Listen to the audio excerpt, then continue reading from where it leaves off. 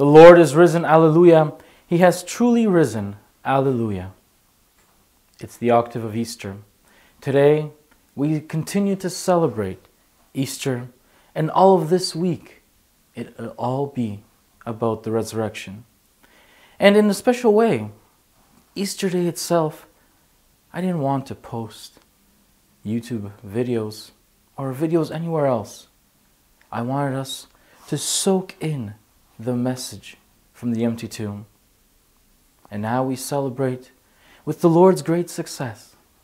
After 40 days of preparing for this day, after the sacred Triduum, the Paschal mystery, we look at the empty tomb. And once again, we have to ask ourselves, what does this give us? Yet another Easter in our lives. Yet another looking at the Lord's success. You know, when there's success stories, we always want to hear about them. What's the secret to the given person's success? Whether it's an athlete, an actor, a musician. How did this great song, this hit come to be? How about Jesus? The salvation of the world. How did that great success story come to be? Well, see, the Bible tells us Jesus' victory over death came through His being obedient to the will of the Father. See, what does that mean? We always have plans for life, plans for our everyday little things.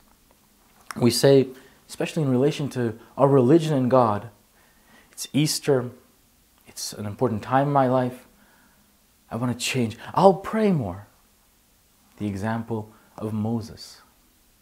See, while being a man of prayer, a good person, it was not enough for Moses to avoid death. He was just up keeping that really close relationship with God, but then still struggling back and forth with what the Israelites wanted, with what old traditions were. He needed and he lacked full obedience to the Father. So we make another plan. I'll be more logical, more tactical in my life. I'll take the bull by its horns, you might say, like Joshua. Joshua, who led the Israelites into the promised land. But he too could not avoid death, despite his bravery, despite his success. Once again, he lacked that perfect obedience, and so many times the Bible tells us where he chose his will over what he knew the Lord wanted. And so we often tell ourselves, well, that I need to be a strong individual. The strength of Samson. But not even Samson, with all his strength, could escape death. He got weak at one point, weakened to the point where he couldn't do anything. Like with any strengths that we have, if they come from ourselves, if we believe that we can do it, we always hit that wall.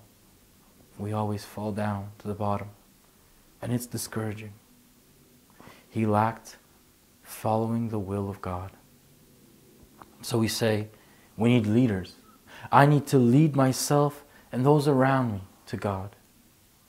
The perfect example of King David. He won't be a better leader than that. He led the Israelites to true freedom. He led them to God also, into the covenant.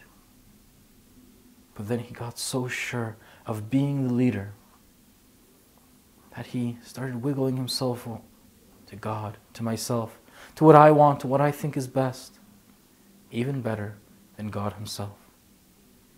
He too lacked obedience to the Father. And the gospel shows us who can participate truly in the resurrection and what it takes.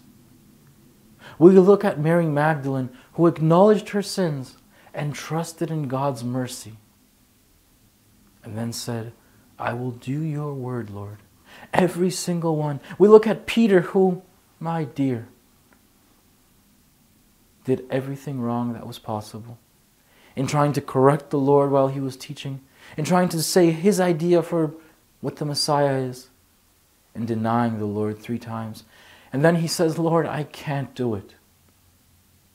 I'll trust you. And that's the thing that led him to being the first pope and the great leader that obeyed the Father, and not taking the road of Judas or many others who fell in despair. Finally, what does it mean to strive to do God's will? To live out the risen Lord's word? Follow me. Not follow me in what we like to do, but follow me in everything. This Easter, may the love that is sacrifice, may the love that says, take up your cross, whatever it is in your life, take it up and follow me in the obedience of the Father, be our main message. That's what I wish to each and every one of you, and to myself, that we be obedient to the Father. And that's when the peace of Christ will come. And that's when the courage, the bravery, the prayerfulness will come. Because it all stems from wanting to do all those good things, but having God at its center and His will as our goal. God bless you, and happy Easter.